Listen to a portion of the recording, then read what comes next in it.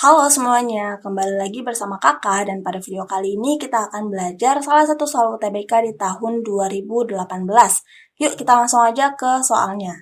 Jadi di sini kita punya satu gambar melintang dari daun tebu. Kemudian soalnya, sebelum ditranslokasikan ke bagian lain, molekul sukrosa harus dipindahkan dari bagian. Oke, jadi untuk molekul sukrosa pada tanaman itu merupakan hasil dari fotosintesis ya. Fotosintesis itu terdiri dari dua reaksi, ada reaksi terang dan ada reaksi gelap. Reaksi terang akan menghasilkan ATP, NADH, FADH, dan juga oksigen. Sedangkan untuk reaksi gelap akan menghasilkan sukrosa. Jadi untuk soal ini yang dimaksudkan adalah reaksi gelap ya, karena molekul sukrosa tadi dihasilkan di reaksi gelap. Reaksi gelap pada tanaman C4 ini agak berbeda dengan tanaman C3. Kita bisa lihat perbandingan reaksi gelap antara tanaman C3 dan tanaman C4. Kalau tanaman C3, reaksi gelap sepenuhnya terjadi di mesofil daun. Untuk reaksinya sendiri, ada karbon dioksida yang ditangkap oleh molekul RuBP dan membentuk 3-fosfogliserat atau 3-PGA yang memiliki 3 karbon, makanya disebut sebagai tanaman C3. Kemudian, dari 3 PGA tersebut, akan diubah lagi menjadi 3G3P atau gliseraldehid 3-fosfat. Kemudian dari 3G3P, 1G3P-nya akan diubah menjadi glukosa, sedangkan 2G3P-nya akan diubah kembali menjadi molekul RuBP yang nantinya akan menangkap karbon dioksida juga. Dan inilah yang disebut sebagai siklus Calvin. Semuanya terjadi di mesofil daun kalau pada tanaman C3. Sedangkan kalau pada tanaman C4, di mesofil nanti karbon dioksida akan ditangkap oleh PEP. Jadi beda dengan C3 yang sebelumnya ditangkap oleh RuBP. Karbon dioksida ditangkap oleh fosfoenol pirufat atau PEP akan menghasilkan oksaloasetat yang memiliki 4 karbon, makanya disebut sebagai tanaman C4.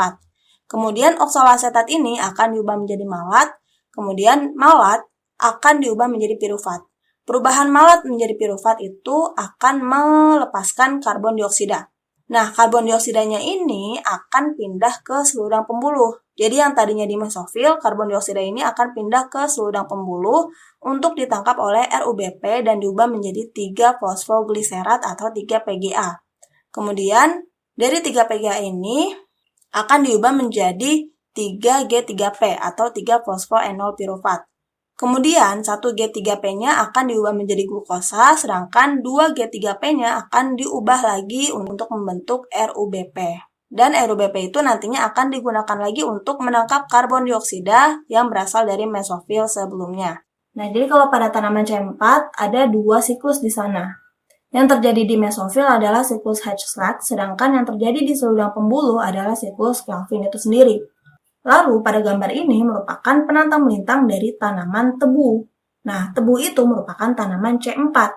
Dengan kata lain, tanaman tebu menghasilkan glukosa di seludang pembuluh. Lalu kita lihat bagian-bagian dari anatomi daun ini.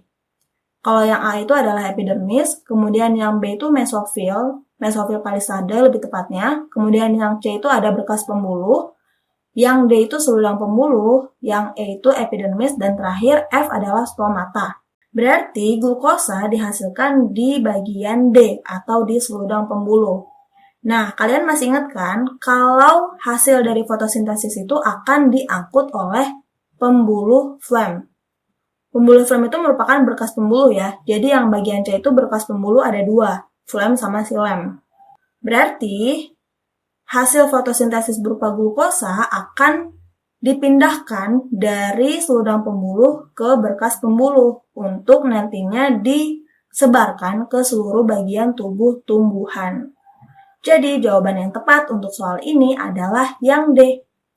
Oke, sekian untuk pembahasan kali ini. Mudah-mudahan membantu. Jangan lupa dukung terus channel ini dengan cara like, share, dan subscribe agar kakak bisa lebih semangat lagi dalam membuat video. Semangat belajar dan sampai jumpa di soal selanjutnya.